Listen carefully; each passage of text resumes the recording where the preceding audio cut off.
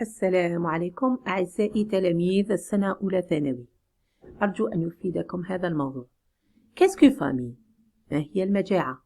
Mot famine désigne une crise alimentaire extrême dans laquelle les enfants mais aussi les adultes meurent de faim. هي تعني أزمة غذاء حادة اللي فيها يموت أطفال وبالغين من الجوع. Les gens ne parviennent pas alors à se nourrir ni à boire suffisamment pour rester en vie. الناس ما يقدروا لا يوفروا لا الغذاء الكافي ولا الشراب حتى يبقوا على قيد الحياة. Les enfants sont les premières victimes car ils ont moins de force que les adultes. الأطفال هم الضحايا الأولين اللي راهم رايحين يموتوا اللي راهم غادي تقيسهم هذا المجاعة لخاطش ما عندهمش القدرة باش القدرة والقوة كالبالغين مثل البالغين. Selon l'ONU, c'est toute la corne de l'Afrique, l'Érythrée, l'Éthiopie, le Kenya, Djibouti et la Somalie qui manquent de nourriture à cause de la sécheresse. في هذه المناطق يوجد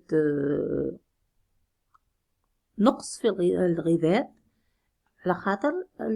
على خاطر الجفاف. Près de 12 millions de personnes sont dans une situation de grave insécurité alimentaire. 12 مليون شخص راهم في وضعية أزمة أمن غذائي خطيرة. Ce sont souvent les conditions climatiques qui provoquent les famines.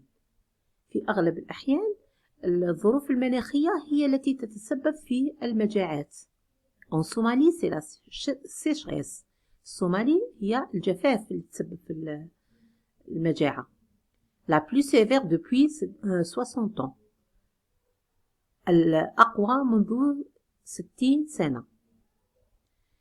Sans eau, بدون ماء, il devient impossible d'irriguer les champs. من المستحيل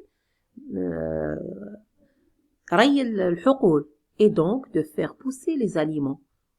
ومن هذا لا نستطيع أن نجعل المحاصيل الزراعية تنمو. Le bétail souffre aussi beaucoup du manque d'eau. حتى المواشي راهي تعاني من نقص المياه. Le terme de famine a été utilisé pour la dernière fois de manière officielle par l'ONU en 1992. كلمة مجاعة استعملتها هيئة الأمم المتحدة منذ عام 1992 كانت آخر سنة استعملت فيها المجاعة. La Somalie était déjà le pays concerné. الصومالي كانت هي الدولة اللي كانت معنية بهذه المجاعة. Pour déclarer une situation de famine, باش نقولوا باللي هذه وضعية مجاعة, l'ONU respecte les critères très précis. هيئة الأمم المتحدة تحترم مؤشرات محددة. Une personne sur 3 souffre de malnutrition. في 3 أشخاص لازم يكون شخص يعاني من سوء التغذية. Sur 10 000 habitants, plus de 2 personnes meurent chaque jour. في 10,000 ساكن أكثر من شخصين يموتوا بالجوع يوميا. Bertrand Courrèges, Le Monde, 22 juillet 2011. Alors, avant de répondre aux questions qui sont posées, on va essayer de nous situer en répondant aux 5 questions magiques qui nous permettent de bien avancer dans notre travail. Alors, qui écrit? Bertrand Courrèges. À qui s'adresse-t-il? Il s'adresse au lecteur du journal Le Monde. De quoi parle-t-il? De la famine. Comment le fait-il? Dans quel type de texte il aborde son sujet?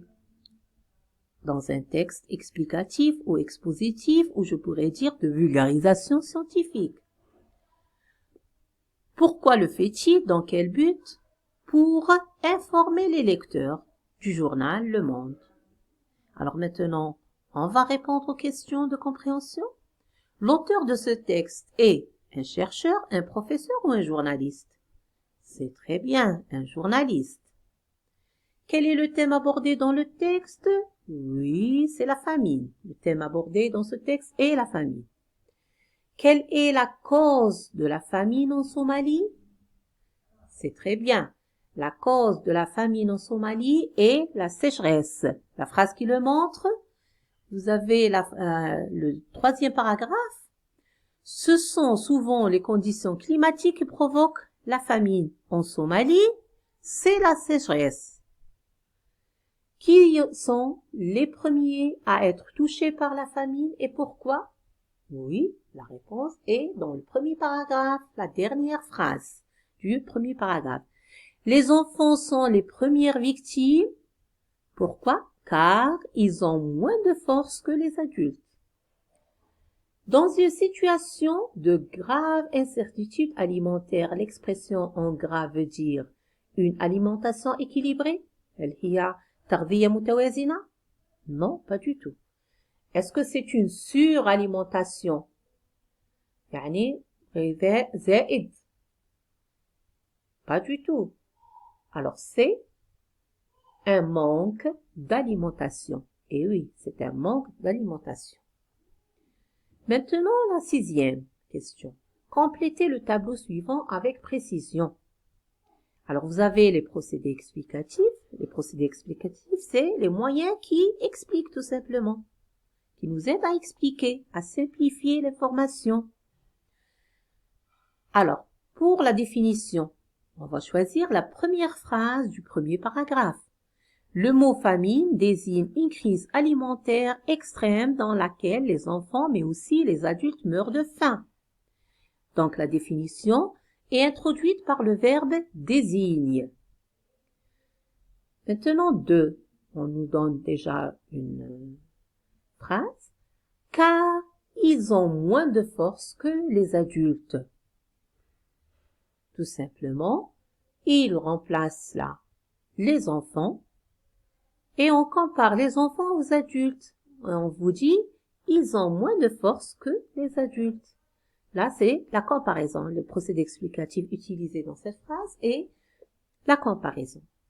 Troisièmement, on vous demande de relever une énumération. L'énumération est contenue entre les parenthèses. Vous avez l'Érythrée, l'Éthiopie, le Kenya, Djibouti et la Somalie. C'est une énumération. Septième question. L'auteur est-il présent dans le texte? Justifiez votre réponse. On ne devrait pas avoir le point d'interrogation pour justifier votre réponse, parce que c'est une phrase impérative. Et on va dire, l'auteur n'est pas présent dans le texte,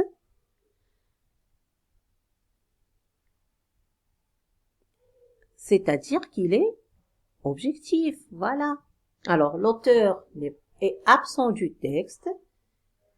L'auteur est absent du texte. Il n'est pas présent dans le texte. Il s'efface du texte car il se veut objectif. Ou parce que c'est un texte explicatif. Quel est le temps qui domine là pour le texte explicatif? C'est l'information qui est importante et non pas. Donc, il laisse la place à l'information donnée au lieu de laisser ses marques parce que c'est l'information qui est importante. Quel est le temps qui domine dans le texte? Justifiez son emploi. Le temps dominant ou qui domine dans le texte est le présent de l'indicatif. Alors, on va justifier son emploi ou donner sa valeur ou sa nuance. Tout simplement, là, il a une valeur de vérité générale ou on va dire le présent atemporel. Ça veut dire il n'a aucune relation avec le temps. Neuvième question. L'auteur de ce texte veut inciter les lecteurs à agir vis-à-vis des dangers de la famine. Est-ce que c'est vrai? Pas du tout. Il n'incite personne. Informer les lecteurs de la famine ou raconter l'histoire de la famine. Est-ce qu'il raconte vraiment l'histoire de la famine? Pas du tout. Donc, il nous reste informer les lecteurs de la famine. Il est en train de nous informer. Il écrit ce texte explicatif pour informer les lecteurs du journal Le Monde. 10e question. Complétez le passage ci-après par les mots suivants. La mort, pays, alimentaire, la famine, un manque. Alors, certains pays souffrent de la famine. Il s'agit d'un manque, voilà, c'est bien. Il s'agit d'un manque presque total de ressources alimentaires, ce qui aboutirait à un amaigrissement chez les enfants ou à la mort des personnes âgées. Merci d'avoir suivi cette vidéo et à la prochaine, Inch'Allah. Au revoir.